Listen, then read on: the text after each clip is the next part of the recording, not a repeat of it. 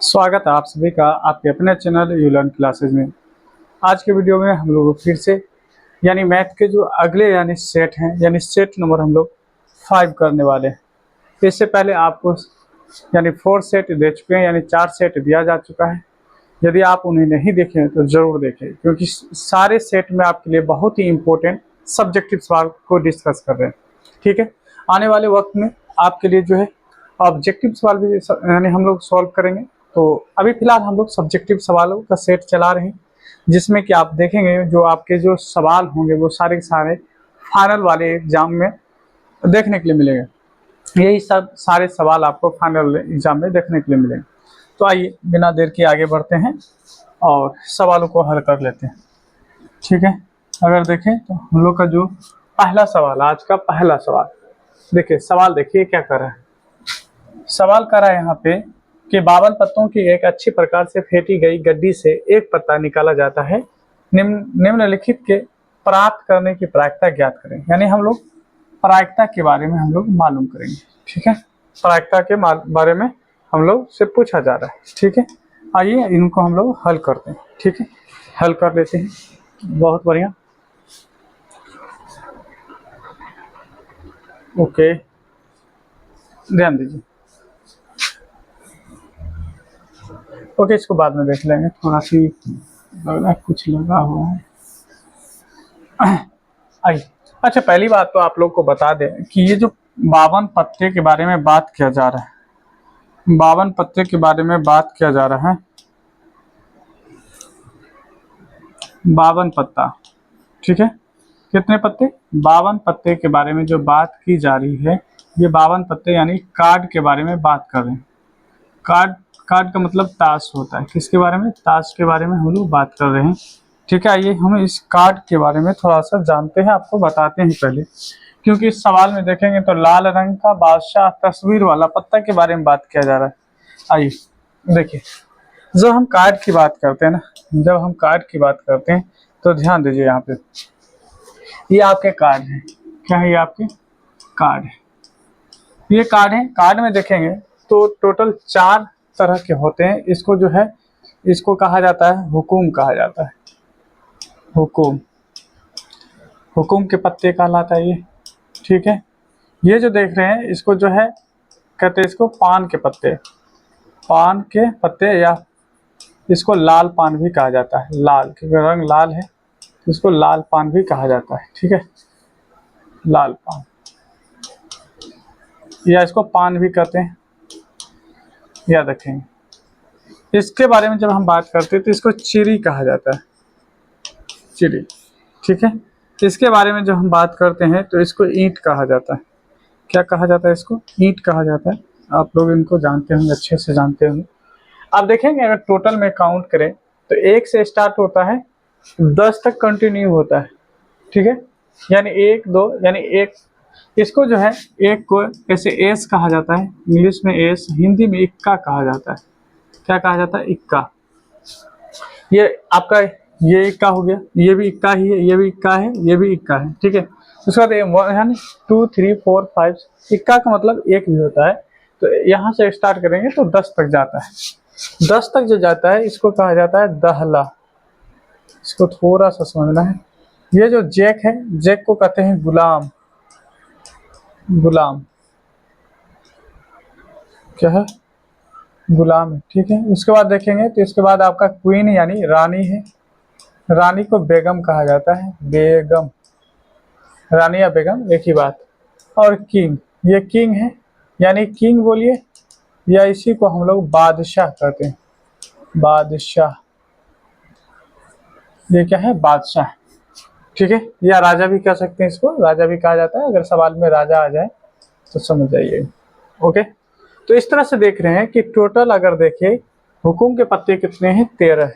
इतना ही आपको जो है लाल के यानी पत्ते मिलेंगे, यानी पान के पत्ते, यानी ये भी 13 होगा। ये जो चीरी है ये भी 13 होगा। ये जो आप ईंट देख रहे हैं ये भी 13 होगा। टोटल अगर काउंट करेंगे सभी को तो सभी को ऐड करने पे आपको 52 मिलेंगे। ठीक है, आप ध्यान दीजिएगा। अब यहाँ देखिए 1 2 3 4 5 6 7 8 9 10 11 12, यानी आपको टोटल अगर देखेंगे तो 12 ऐसे पत्ते हैं जिसपे तस्वीर बना हुआ है ना, 12 ऐसे पत्ते हैं जिसपे तस्वीर है, ठीक है। इस पे फोटो बना हुआ है, कुछ ना कुछ आप देखिए बना हुआ है। जैसे यहाँ पे गुलाम का बना हुआ है, इसमें बेगम का, इसमें आपका जो है किंग का बना हुआ है, ठीक है। इस तरह से यानी चारों पत्ते में 3-3 होता है, 3 चौके 12 हो गए, ठीक है। सभी में एक एक गुलाम होता है, अगर टोटल गुलाम देखे तो 4 गुलाम हो जाएगा। बेगम सभी में एक एक होता है, टोटल देखे तो 4 यानी आप बेगम हो जाएगा। सभी में एक एक यानी कहने का मतलब किंग होता है यानी बादशाह होता है तो 4 बादशाह हो जाएगा, ठीक है। और इक्का के बारे में बात करेंगे तो ये भी आप देखेंगे कि एक एक करके 4 हो जाएगा। अब ध्यान दीजिएगा, देखिए लाल रंग के जो है 2 यानी आपको 13-13 का सेट मिल रहा है। अगर हम लाल पत्ते के बारे में बात करेंगे, लाल पत्ता, केवल लाल पत्ता कह दे, लाल पत्ते अगर कह दे आपसे तो 13 ईंट में और 13, क्योंकि सभी में 13-13 होता है, याद रखिएगा। तो 13 लाल इस यानी ईंट में होगा, 13 लाल जो होगा पान में होगा। तो टोटल अगर लाल देखे तो लाल की संख्या 26। इसी प्रकार से काला कह देता, काला पत्ते, काले पत्ते अगर कह देता आपसे तो काले पत्ते के बारे में भी बात करते तो ये भी आपका 26 होता है। कैसे? तो 13 जो है आपका चीरी में है और जो हुक्म के पत्ते हैं इसमें भी आपको मिल रहे हैं 13। तो याद रखिएगा लाल वाले पत्ते 26, चाहे है ना, अगर जब तक ये ना कहे कि ये ईंट का है या फिर ये पान का है, ईंट या पान का कहेगा फिर 13 ही होगा। केवल कहेगा लाल तो लाल 26, और केवल कहेगा ब्लैक तो ये भी 26। फेस वाले पत्ते कितने हैं, यानी जिसको तस्वीर वाले पत्ते कहते हैं या मूरख भी कहा जाता है। तो याद रखिएगा ये आपको टोटल कितना होगा, तो टोटल होगा 12। अगर लाल वाले तस्वीर वाले पत्ते कहेंगे तब 3 इसमें 3 इसमें 6 हो जाएगा। काले वाले तस्वीर के पत्ता कहता तो 3 इसमें 3 इसमें 6 हो जाता। अगर ये कह दे आपको चीरी में फेस वाले पत्ते, तो चीरी में फेस वाले पत्ते केवल 3 होगा। जब ऐसा कह दे किसी पार्टिकुलर का नाम ले ले तो फिर आप इस तरह से चीजों को समझेंगे। अब आइए हम लोग तैयार हैं सवाल को हल करने के लिए, ठीक है। हम लोग तैयार हैं सवाल को हल करने के लिए। अब हम लोग यहाँ पे क्या करेंगे, हल करेंगे। क्या करेंगे, हल करेंगे। यहाँ पे हम लोग हल कर लेते हैं। देखिए अगर हम यहाँ पे कहें कि ताश में जो होते हैं, ताश के कुल पत्ते, ताश या कार्ड बोल दीजिए, है ना, गड्डी, है ना, गड्डी में कुल पत्ते कितने होते हैं ये भी कह सकते हैं। गड्डी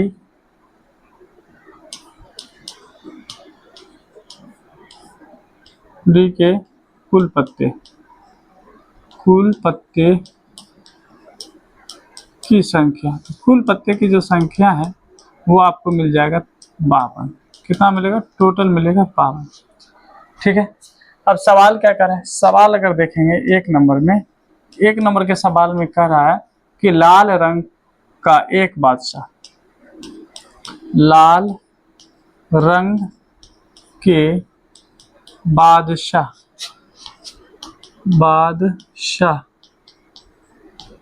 की संख्या, लाल रंग के कितने बादशाह, लाल रंग के कितने बादशाह होंगे, तो लाल रंग के बादशाह 2 होंगे।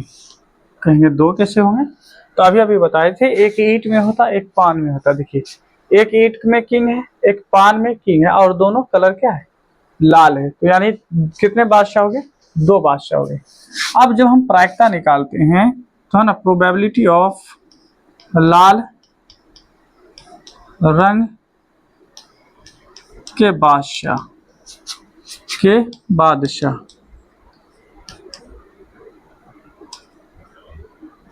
इसमें जो बादशाह निकालते हैं तो ये क्या होता है, यानी टोटल नंबर ऑफ, है ना, कार्ड्स, यानी 52 नीचे, और कितना मांगा जा रहा है, तो मांगा जा रहा है यहाँ पे क्या मांगा जा रहा है, लाल रंग के, यहाँ पे भी देख सकते हैं लाल रंग के बादशाह। तो लाल रंग के बादशाह की संख्या 2, 1/26। इसे आप रिड्यूस करेंगे, 2 इकाई 2 और 26 दूना 52, तो आपका आंसर आ गया कितना, 1/26। दूसरे नंबर का अगर सवाल को हल करें तो कहता है एक तस्वीर वाला पत्ता। इसमें यह नहीं कहा गया कि लाल रंग का है या फिर काले रंग का है, केवल कहा है ना यहाँ पे फेस वाला पत्ता। तो यहाँ पे कहेंगे फेस वाले, फेस का मतलब तस्वीर, है ना, वाले पत्ते की संख्या। तो इसमें जो पत्ते की संख्या होगा आप जानते हैं 3 और 3 कितना होगा, लाल रंग बोला ना, केवल, अच्छा लाल नहीं बोला, केवल कहा यहाँ पे फेस वाले पत्ते, तो फेस वाले पत्ते की संख्या 12 होता है।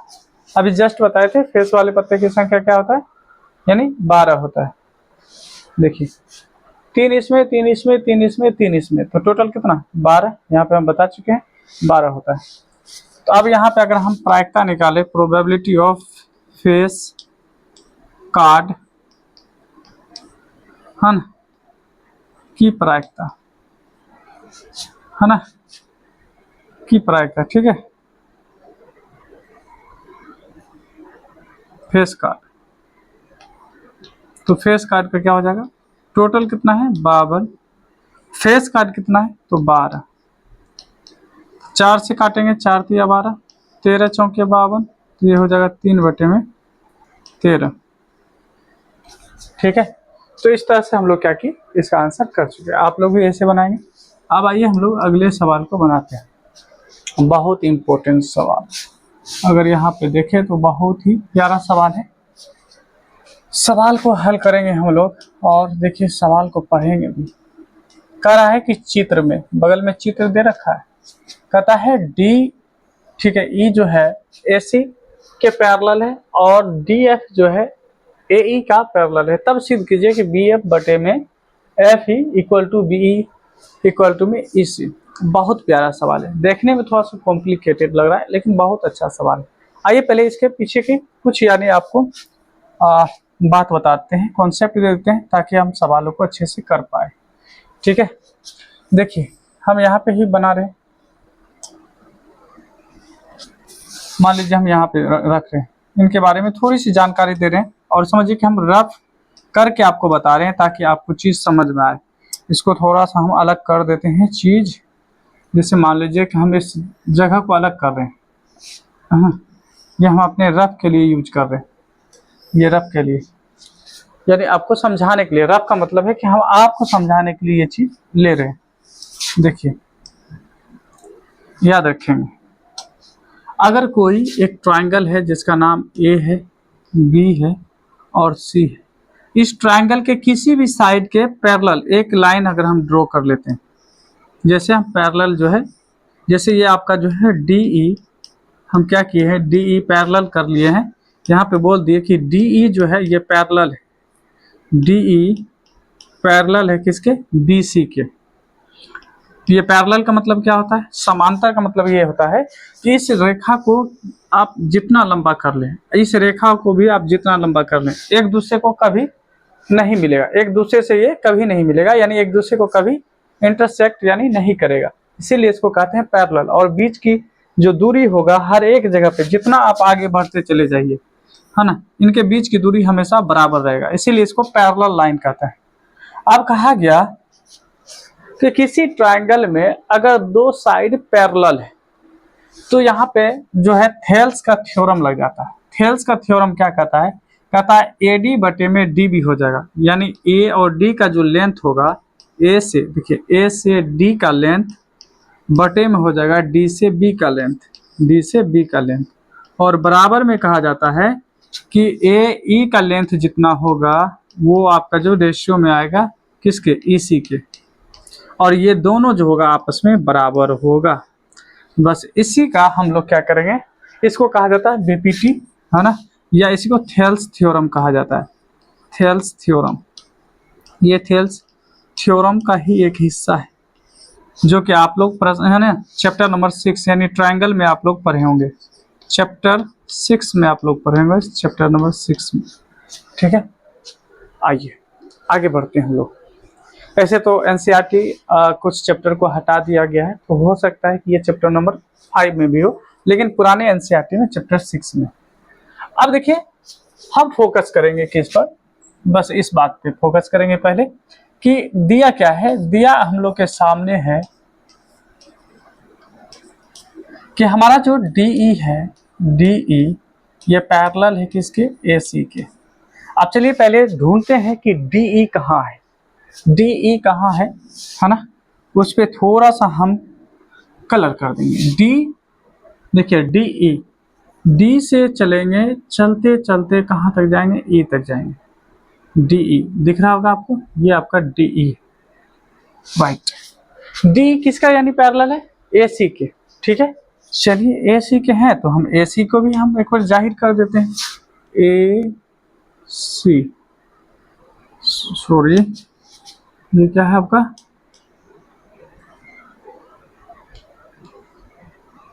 आपका ये है ए सी। यानी ये दोनों लाइन को अगर हम खींचते चले जाएं एक दूसरे से कहीं नहीं मिलेगा, और ये दोनों क्या है, पैरेलल है। क्या है, पैरेलल है। अच्छा, थोड़ी देर के लिए अगर हम कह दें, थोड़ी देर के लिए ध्यान दीजिएगा, हम थोड़ी देर के लिए कह दिए कि ये जो आप देख रहे हैं, क्या बोले थे, ये ठीक है ना, डी ई, ओके, ए सी के पैरेलल, ठीक है। तो हम अगर थोड़ी देर के लिए कह दें कि बीच में ये जो लाइन है, ये लाइन नहीं है, ये लाइन आपका नहीं है, ये भी जो लाइन है ये भी लाइन आपका नहीं है। थोड़ी देर के लिए समझिए, क्या आपको नहीं लग रहा कि ऐसा ट्रायंगल हो गया, बस इसी को पलट दिया इसे। तो हम बताए थे ए डी बटे में डी बी, ए ई बटे में ई सी, तो हम भी कह सकते हैं यहाँ पे, ध्यान दीजिएगा, डी बी बटे में डी ए, और यहाँ पे कहेंगे ये एफ भी समझिए अभी नहीं है, फिर हम क्या कहेंगे यहाँ से कि बी ई बटे में ई सी कह सकते हैं। कहाँ से, थेल्स थ्योरम से। इसी बात को हम लोग लिखने वाले, क्या करेंगे, इस बात को हम लोग लिखेंगे। यहाँ पे क्या लिखेंगे, डी बी बटे में, इसी को समझिए। हम ऐसे करके अगर ऐसे लिख देते, अगर हम ऐसे पलट के लिखते, ये आपका यहाँ आ जाता, ये जो है यहाँ आ जाता, तो हम लिख सकते हैं कि क्या लिख सकते हैं, डी बी बटे में डी बी बट, या बी डी बटे में डी ए, और साथ ही साथ हम क्या लिख सकते हैं, बी ई, ठीक है, बटे में ई सी। ये बात हम लोग लिख सकते हैं। कहाँ से लिखे ये, तो बाय थेल्स से लिखे। अगर आप लिखना चाहेंगे तो हम लिख सकते हैं बाय थेल्स, यानी हम लोग थेल्स से लिखे हैं, ठीक है। और इसको हम लोग इक्वेशन मान लेते हैं। मान लिया कि ये इक्वेशन जो हमारा है ना, ये इक्वेशन क्या है, ये इक्वेशन हमारा एक है, एक या ए हम मान लिए, ठीक है। यहाँ तक समझ गए, यानी इस दोनों है ना, जो साइड का पैरेलल था, इसके हिसाब से ये हम बात लिख लिए। अब आइए फिर से जो जैसा था हम वैसा कर रहे हैं, कोई दिक्कत की चीज नहीं। अब आगे बढ़ेंगे, आगे कहा कि और, तो लगा देंगे, और क्या दिक्कत है, और कहता है कि डी एफ जो है, डी एफ कौन सा, डी एफ, ध्यान देंगे यहाँ पे कहता है डी एफ, है ना, डी एफ ले लेते हैं। कहा डी एफ जो आपका है, डी एफ ये पैरेलल है किसका, ए ई का, ए ई का। बहुत सुंदर। आइए अब हम चलेंगे किसमें, डी एफ में। पहले ढूंढिए कि डी से एफ कहाँ, डी से एफ कहाँ दिख रहा है आपको। अगर हम देखेंगे तो कहेंगे सर डी से एफ आपको ये दिख रहा है, ये हो गया डी एफ। फिर कहा किसके पैरेलल है, कहा ए ई के पैरेलल है ना, ए ई के पैरेलल है। आइए ए ई के पैरेलल ढूंढते हैं कि कहाँ पे है, ए से ई, ए से ई देख रहे हैं आपका यहाँ पे ए ई। अच्छा चलिए, थोड़ी देर के लिए फिर आप एज्यूम कीजिए ये साइड, ये साइड नहीं, ये साइड नहीं, ठीक है, ये वाला आपका नहीं, जिसका जरूरत ही नहीं उसको हम रख के क्या करेंगे। थोड़ी देर के लिए समझिए कि ये मेरा नहीं, ओके। अच्छा, आपको जब ये बताया गया कि डी एफ ए ई के पैरेलल है, तो फिर हम यहाँ पे थेल्स लगा सकते हैं, बी डी बटे में डी ए और बी एफ बटे में एफ ई। क्या लिख सकते हैं थेल्स से, कहेंगे हाँ सर बिल्कुल लिख सकते हैं। तो आइए लिख लेते हैं, क्या दिक्कत है, लिख लेते हैं, मजे की बात है। तो यहाँ पे हम लोग लिखेंगे डी बी या बी डी, एक ही बात, बी डी बटे में डी ए बराबर में बी से एफ, बी और एफ, और बटे में एफ ई। क्या होगा? आप कहेंगे हाँ सर बिल्कुल होगा। क्यों होगा? तो बाय थेल्स होगा, क्योंकि थेल्स का यहाँ पे थ्योरम लगा है, थेल्स थ्योरम लगा यहाँ पे, थेल्स थ्योरम से। और ये हमारा इक्वेशन बी हो गया। अब थोड़ा सा ध्यान देंगे कि थेल्स यानी आपका जो इक्वेशन ए है और इक्वेशन बी है, इन दोनों में अगर देखें तो एक चीज आपको कॉमन मिल रहा होगा। कॉमन क्या मिल रहा है? थोड़ा सा ध्यान देंगे तो जो आपका डी है ना, जो आप यहाँ पे देख पा रहे होंगे, क्यों रे तुमको लाना नहीं चाह रहे, ध्यान दीजिए, यहाँ ध्यान देंगे, डी बी डी बटे में जो डी ए है, यहाँ भी देखेंगे आप क्या है, दोनों सेम है। बी डी बटे में डी ए, बी डी बटे में डी ए, जब ये दोनों आपस में बराबर, तो क्या कहेंगे? ये दोनों आपस में नहीं है बराबर, कहेंगे ऑफ कोर्स ये दोनों बराबर होगा, कहेंगे देयरफॉर बी ई अपॉन में E C equal B F equal to F E. और ये हमसे पूछा जा रहा था किस, है ना, प्रूव करके दिखाइए। तो यहाँ पे हम प्रूव कर चुके हैं, क्योंकि यही तो कर रहा था प्रूव करने के लिए। तो देखिए कितना शानदार सवाल था, बहुत ही मजेदार सवाल था, है ना, और हम लोग इसे आसानी से कर भी लिए। ठीक है, आसानी से कर लिए। ठीक है, कोई दिक्कत की बात नहीं। अगर आपको ये कलर नहीं दिख रहा है तो कलर को हम हटा सकते हैं, दूसरे कलर को ला सकते हैं इसकी जगह पे। आ जाओ बाबू, चलो ध्यान दीजिए, क्या हो जाएगा? कहेंगे कि बी ई अपॉन में ई सी इक्वल टू, कहेंगे बी एफ, है ना, क्या कहेंगे? बी एफ और अपॉन में एफ ई। और ये हम लोग इसको प्रूव कर दिए। आइए अब अगले सवाल को हल करते हैं। बहुत ही आसान सवाल था। सवाल नंबर देखेंगे 3। कहता है किसी एपी के प्रथम 9 पदों का योग जो है आपको 81 दे रखा है। बहुत सुंदर बात। कहा कि 9 पदों का योग यानी एस एन इक्वल टू आपको 81 दे रखा है। तो एस एन का फॉर्मूला क्या होता है बाबू? एस एन का फॉर्मूला होता है एस एन बराबर में एन बटे में 2 into 2a plus n minus 1 into d. ये होता है, कहेंगे हाँ। अब देखिए एन की जगह पे 9 है, और ना, तो अगर यहाँ पे हम एन 9 रखते हैं, बात एक ही बात है, तो एन 9 का वैल्यू क्या है? 81 हो जाएगा। क्या हो जाएगा? 81 बराबर में एन का वैल्यू क्या होगा? क्योंकि 9 है तो 9 रखेंगे यहाँ पे, 9 अपॉन में 2 इंटू ए रहेगा, एन का वैल्यू 9 है, माइनस में 1 इंटू में डी रहेगा।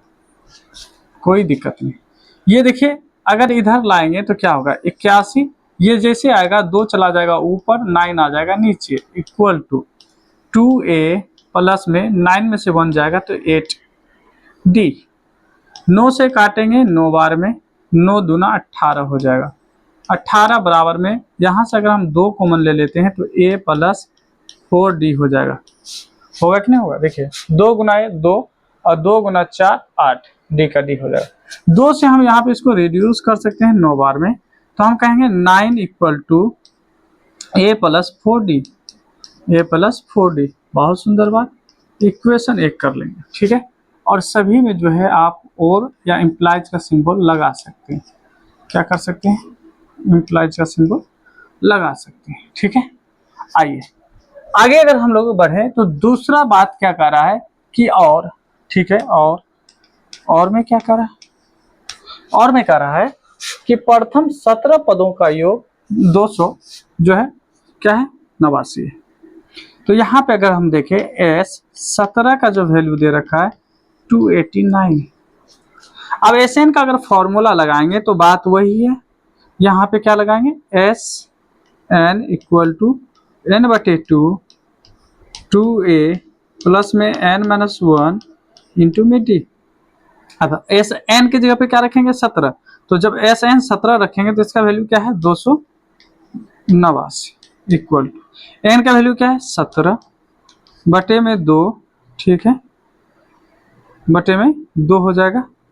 और यहाँ पे कहेंगे 2 इंटू ए, और यहाँ पे रखेंगे 17 माइनस 1 और डी का डी। अब हम थोड़ा सा इधर जगह बना लेते हैं और इधर हम लिखने की प्रयास करते हैं। ठीक है, यहाँ से हम लिख लेते हैं। अब ध्यान दीजिएगा, अब ये 289 है। क्या है? 289, 289 है। जैसे हम क्या करेंगे, 17/2 को इस साइड लाएंगे तो 2 ऊपर और 17 नीचे हो जाएगा, बराबर में 2a और 16d हो जाएगा। कहेंगे 16d क्यों होगा? 17 में से 1 घट रहा है तो 16 ही मिलेगा। अब यहाँ से देखिए 17 से भाग देंगे तो 17 बार में, हाँ 17 को 2 से गुना कीजिए तो यहाँ हो जाएगा 34, बराबर में ये हो जाएगा 2 अगर कॉमन ले लेंगे तो a + 8d ये आएगा। 2 से अगर हम डिवाइड करें तो 17 बार में ये कट जाएगा। ठीक है, 17 दूना 34 होता है तो 17 बराबर में a + 8d हो जाएगा। इसको समीकरण 2 कर लेते हैं। क्या कोई दिक्कत? कहेंगे नहीं सर कोई दिक्कत नहीं, तो अच्छी बात है। अगर कोई दिक्कत नहीं है तो इम्प्लाइज का चिन्ह जरूर लगाएंगे। ठीक है, अब देखिए समीकरण 1 और समीकरण 2 को देखेंगे। 9 = a + 4d, 17 = a + 8d। अब देखेंगे ए दोनों में सेम है, ए इसमें भी है ए इसमें भी है, तो हम दोनों इक्वेशन को घटा लेते हैं। कहेंगे from equation first and second, है ना, इक्वेशन सेकेंड। आइए अब क्या करेंगे, पहला अगर इक्वेशन देखेंगे तो 9 = a + 4d। सेकेंड इक्वेशन क्या है? तो 17 = a + 8d, और इनको घटा ले, सब्ट्रैक्ट कर लेते हैं। सॉरी यहाँ पे किलो है, सब्ट्रैक्ट कर लिए, बाय सब्ट्रैक्शन यहाँ पे आप कर सकते हैं। अब ध्यान देंगे 9 में से 17 घटाएंगे तो -8 आएगा, बराबर ए में से 1 कट जाएगा, 4 में से 8 घटाएंगे तो -4d आएगा, माइनस माइनस प्लस हो जाएगा, और कहेंगे 4 दूना 8, तो d का वैल्यू आ जाएगा आपको 2। d का वैल्यू क्या आएगा? 2 आएगा। अब कहेंगे फ्रॉम इक्वेशन फर्स्ट, इक्वेशन हम लोग ए से चलेंगे। अच्छा ए का इक्वेशन है क्या? अगर उस बात पे अगर हम लोग इस बात पर विचार करें तो पहला इक्वेशन क्या है? तो कहता है कि यहाँ पे कि 9 = a + 4d, यही तो कह रहा है। बोले बहुत अच्छा, a यानी 9 = यहाँ पे कहेंगे a, बहुत सुंदर, प्लस में 4d, प्लस में 4 और d का भी अभी वैल्यू हम लोग निकाले हैं, 2 आया है, यहाँ पर रखेंगे 2, तो यहाँ पर हो जाएगा 9 = a + 8, 8 को इस साइड लेके आए तो 8 माइनस यानी 9 - 8 हो जाएगा, बराबर में a, तो a का वैल्यू क्या निकल जाएगा? 1 आ जाएगा। ठीक है, अच्छा कहा था क्या? प्रथम पद और सार्वधातुक निकालने के लिए, तो ए जो होता है प्रथम पद जो होता है, प्रथम पद को ही तो ए कहते हैं, यानी ये निकल गया 1, और सार्वधातुक, सार्वधातुक जो है इसी को तो डी कहते हैं, तो डी का वैल्यू आया था 2। तो देखिए बहुत ही अच्छे तरीके से आपको सामने यानी सवालों का हल कर चुके हैं। आइए अब आप हम लोग आगे बढ़ते हैं और अगले सवालों को हल करते हैं। ठीक है, अगला सवाल देखिए, और ये चौथा सवाल है और इसके बाद एक सवाल और होगा। ठीक है, आइए सवाल को हल करते हैं। सवाल बहुत ही अच्छा है। सवाल क्या कर रहा है? यहाँ पे कह रहा है 1 - cos थीटा अपॉन में 1 + cos theta = cosec theta - cot theta. बहुत सुंदर सवाल है। आइए, सवाल बड़ा ही जबरदस्त। अब इसको जब हल कर रहे हैं हम लोग तो पहले लेंगे LHS। LHS क्या कहता है? LHS कहता है यहाँ पे कि √1 - cos थीटा, cos थीटा, नीचे में कहता है 1 + cos थीटा। जब इस तरह का सवाल हो ना तो याद रखें कि सेम इसी से मल्टीप्लाई करेंगे, बस यहाँ पे प्लस है तो माइनस से मल्टीप्लाई कर देंगे। आप या यूं कहें कि जितना ऊपर है ना उसी से हम क्या करते हैं, नीचे ऊपर है ना, नीचे ऊपर हम लोग मल्टीप्लाई कर देंगे। क्या कर देंगे, मल्टीप्लाई कर देंगे। चलिए मल्टीप्लाई कर देते हैं। 1 minus cos theta, 1 minus cos theta, नीचे ऊपर कर दिए, ये आपको ब्रैकेट के अंदर रहेगा। अब ऊपर में देखिए, यहाँ पे थोड़ा सा ध्यान देंगे, ऊपर में हो जाएगा 1 minus cos theta, 1 minus cos theta. यानी कोई भी नंबर अगर मान लीजिए कि दो बार आ रहा है, सेम टू सेम आ रहा है, तो इसी को हम कहते हैं 2 का स्क्वायर। तो यहाँ भी अगर दोनों सेम आ रहा है तो क्या कह सकते हैं, 1 माइनस कोस थीटा का होल स्क्वायर कह सकते हैं, कहेंगे हाँ ऑफकोर्स कह सकते हैं। अगला देखिए, आगे कहता है यहाँ पे नीचे में 1 plus cos theta, 1 minus cos theta. एक फॉर्मूला होता है a minus b into a plus b, तो ये किसके बराबर होता है, ये होता है a square minus b square. तो यहाँ पे देखिए, ए की जगह पे 1 है तो हम कहेंगे 1 का स्क्वायर, बी की जगह पे कोस है तो कहेंगे कोस का स्क्वायर। क्या इतनी बात कर सकते हैं, आप कहेंगे बिल्कुल कर सकते हैं। आइए आगे बढ़ते हैं। आगे क्या होता है याद रखेंगे, अगर कोई भी नंबर रूट के अंदर हो और वो स्क्वायर में हो, यानी 2 बार आ रहा हो, तो वो बाहर निकल आता है, वो नंबर बाहर निकल आता है। ये नंबर बाहर निकल गया। और यहाँ पे ध्यान देंगे, अंदर में क्या रह गया, 1 माइनस कोस स्क्वायर थीटा। ठीक है, अब देखिए एक फॉर्मूला होता है 1 माइनस कोस स्क्वायर थीटा बराबर में साइन स्क्वायर थीटा होता है। ये बात याद रखिए। तो यहाँ पे 1 माइनस कोस स्क्वायर थीटा की जगह पे क्या रखेंगे, तो यहाँ पर रखेंगे हम लोग, क्या रखेंगे, तो ऐसा करते हैं, यहाँ पे कर लेते हैं। ठीक है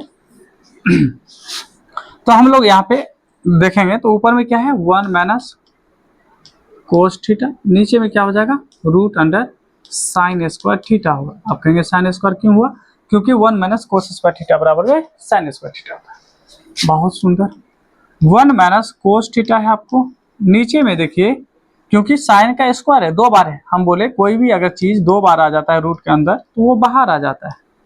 अब इसको हम अलग अलग क्या करेंगे, डिवाइड करेंगे, 1 साइन थीटा कर देंगे, फिर माइनस में कोस थीटा बटे में साइन थीटा कर लेंगे। अब एक फॉर्मूला है तो 1 में साइन थीटा बराबर में होता है कोसेक थीटा। क्या होता है, ये कोसेक थीटा होता है, और माइनस में वो कोस बाय साइन जो होता है कोट थीटा के बराबर होता है।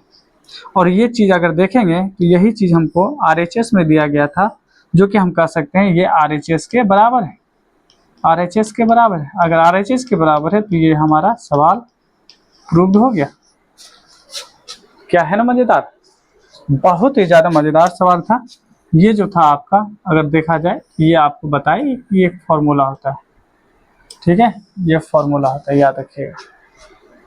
चलिए आगे बढ़ते हैं और आज के आखिरी सवाल को देखते हैं। ठीक है, बहुत ही आसान सवाल है, थोड़ा सा आप लोग को क्या करना है, ध्यान से देखना है और फिर समझकर सवाल को 1 से 2 बार जरूर करें, खुद से करें। जब करेंगे तो फिर आपके लिए आसान हो जाएगा। आइए, कहता है कि 5 नंबर के सवाल में करा है, ये 5 नंबर का सवाल है। 6 सेंटीमीटर कह रहा है, 6 सेंटीमीटर त्रिज्या वाले एक वृत्त, ठीक है, क्या है, एक वृत्त के एक त्रिज्यखंड, ये त्रिज्यखंड होगा बाबू, यहाँ पे त्रिज्यखंड हो जाएगा। क्या हो जाएगा, त्रिज्यखंड हो जाएगा। थोड़ा सा हम इसको अगर सही कर पाए तो, इसको अगर हम थोड़ा सा सही कर पाए, या यहाँ पे त्रिज्यखंड था, है ना, वो होता है ना, गलती से मिस्टेक हो गया यहाँ पे।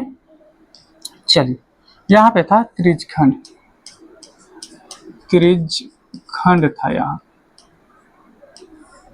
ठीक है, त्रिज्यखंड। कहता है त्रिज्यखंड का कोण कितना है, तो 60 डिग्री है। तो त्रिज्यखंड का कह रहा है यहाँ पे क्षेत्रफल निकालने के लिए। त्रिज्यखंड होता क्या है, इसके बारे में अगर हम थोड़ा सा बात कर लें आपसे, तो देखिए क्या होता है। बेसिकली होता क्या है कि एक हम यहाँ पे सर्कल बनाए। अब सर्कल है तो ये इसका सेंटर होगा, ठीक है, और यहाँ से यहाँ तक इसका त्रिज्या, रेडियस होगा। क्या होगा, ये जो होगा इसका रेडियस, ये भी होगा इसका रेडियस, ठीक है। अब होता क्या है कि इसको हम यहाँ से काट कर बाहर कर दें। हम चाह रहे हैं कि ये इसको काट कर बाहर निकाल लिए। ये वाला जो हिस्सा था इसको हम काट कर क्या किए, बाहर कर लिए। इसको काट कर हम बाहर कर लिए। ये जो आप देख रहे हैं, ये इसमें से जो काट कर बाहर निकाले हैं इसी को कहते हैं त्रिज्यखंड, क्योंकि ये भी रेडियस ये भी रेडियस, इसी को कहा जाता है त्रिज्यखंड। इसको कहा जाता है त्रिज्यखंड। ओके, अब इसका जो फॉर्मूला होता है इसको इसमें कहा जाएगा त्रिज्यखंड का क्षेत्रफल। त्रिज्यखंड का क्षेत्रफल। अच्छा, त्रिज्यखंड का जो क्षेत्रफल कहेगा, एक बात और आप लोग याद रखेंगे इसमें, जो आप लोगों के लिए इम्पोर्टेंट बात है कि अगर ये पूरा एक ट्रायंगल होता तो यहाँ सेंटर पे कितना डिग्री का, 360 डिग्री का कोण बनाता है। कितने डिग्री का, 360 डिग्री का। याद रखिएगा कितने डिग्री का, 360 डिग्री का कोण बनाता है। और इसमें से इतना एंगल जो है ये कटकर बाहर आ गया, कटकर बाहर आ गया। तो कितना आया, मान लीजिए कि थीटा है, ये जो थीटा है यही 360 डिग्री का एक अंश, एक हिस्सा है। ठीक है, तो इसको कैसे लिखा जाता है, तो यहाँ पे लिखा जाता है थीटा बटे 360, क्योंकि इस 360 का ही तो कुछ अंश है। और जब हम एरिया निकाल रहे हैं, इसका एरिया निकाल रहे हैं, तो इसका मतलब है ये यहाँ पे थीटा था, तो थीटा बटे 360 डिग्री और कहेंगे इंटू पाई आर स्क्वायर। क्या कहेंगे, पाई आर स्क्वायर। अब आइए इस सवाल को हल करते हैं। ये आपको कॉन्सेप्ट दिए, तरीका बताए कि कैसे होगा। अब आइए हम यहाँ पे हल कर देते हैं। मान लीजिए कि मेरा रफ था, अब हम यहाँ से हल कर रहे हैं। हल जब कर रहे हैं तो दिया क्या है, त्रिज्या। त्रिज्या जो दे रखा है मेरे सामने, त्रिज्या दे रखा है आपको 6 सेंटीमीटर। इसका मतलब ये आपका जो है ये 6 सेंटीमीटर है। इसी फिगर को इस्तेमाल कर रहे हैं, या हम यहाँ पे बना सकते हैं, इसी में हम इस्तेमाल कर रहे हैं। यानी त्रिज्या आपका 6 सेंटीमीटर है, त्रिज्या आपका 6 सेंटीमीटर। ठीक है, हम इसी फिगर का इस्तेमाल कर रहे हैं। आप फिगर बनाए फिर भी ये सवाल बनेगा, फिगर नहीं बनाएंगे फिर भी आप जवाब दीजिए, आपको आंसर उतना ही मिलेगा। ठीक है, या यहाँ पे हम लिख ही लेते हैं, क्या दिक्कत है, क्या दिक्कत। ये हो गया 6 सेंटीमीटर, ये हो गया आपका 6 सेंटीमीटर। ये आपका सेंटर है, इसको ए मान लेते, इसको बी मान लेते। ठीक है, अब ध्यान दीजिए तो यहाँ पे हो गया आपका त्रिज्या हो गया। अच्छा, थीटा कितना, एंगल कितना दे रखा है, एंगल 60 डिग्री दे रखा है, तो यहाँ पे हम लोग 60 डिग्री लिखेंगे। ठीक है, 60 डिग्री, बहुत सुंदर बात। तो यहाँ पे कोण भी हम लिख देते हैं कि कोण मुझे कितना दिया है, कोण का मतलब थीटा कितना दिया है, तो 60 डिग्री। बहुत सुंदर, 60 डिग्री आपका दिया हुआ है ना, 60 डिग्री दिया हुआ है। 1 मिनट जरा सा ठहरेंगे आप। आइए, अब यहाँ तक हो गया। अब हमारे पास फॉर्मूला है। फॉर्मूला क्या है, अगर हम कह दें कि त्रिज्यखंड ओ ए बी, यहाँ पे सी भी डाल देते हैं, क्या दिक्कत है, ओ ए सी बी का क्षेत्रफल। तो इसका जो क्षेत्रफल होगा, तो हम लोग जानते हैं थीटा बटे 360 degree into pi r square. यही तो होता है। आप बोलेंगे हाँ सर यही होता है। ओके, तो कहेंगे थीटा का वैल्यू कितना, तो थीटा का वैल्यू जो दे रखा है, ये दे रखा है 60 डिग्री। कितना है, 60। थीटा कितना है, 60, और नीचे में 360 डिग्री, और पाई आर स्क्वायर, पाई का वैल्यू 22/7, आर स्क्वायर, आर की जगह पे 6 है, तो 6 गुना 6। ठीक है, 6 यानी 60 से अगर हम 360 में भाग लगाएंगे तो 6 बार में कट जाएगा, 6 से एक 6 कट जाएगा आपका। अब रहा क्या, ऊपर में 6 और 22, तो कहेंगे 22 गुना 6, नीचे में क्या रह गया बाबू, 7 रह गया। इसी को मल्टीप्लाई करेंगे, ये हो जाएगा 132/7 सेंटीमीटर स्क्वायर, और ये हमारा फाइनल आंसर आ चुका है। तो बताएं आज का यानी ये सवाल कैसा रहा। अगर सवाल आपको बहुत ही अच्छा लगा और ये वीडियो आपको अच्छा लग रहा है, आपकी पढ़ाई में मदद कर रहा है, तो वीडियो को एक लाइक तो ज़रूर कर दीजिए। चैनल पर नए होंगे सब्सक्राइब कर दीजिए और दोस्तों में भी शेयर ज़रूर कीजिए। इसी तरीके से आप लोगों के लिए बहुत सारे सवाल लेकर आएंगे और एक एक करके सारे सवालों को हल करेंगे और उनके पीछे के कॉन्सेप्ट भी आपको क्लियर करेंगे। तो चलिए मिलते हैं आप नेक्स्ट वीडियो में, और अपनी तैयारी को जारी रखें और पढ़ते रहें।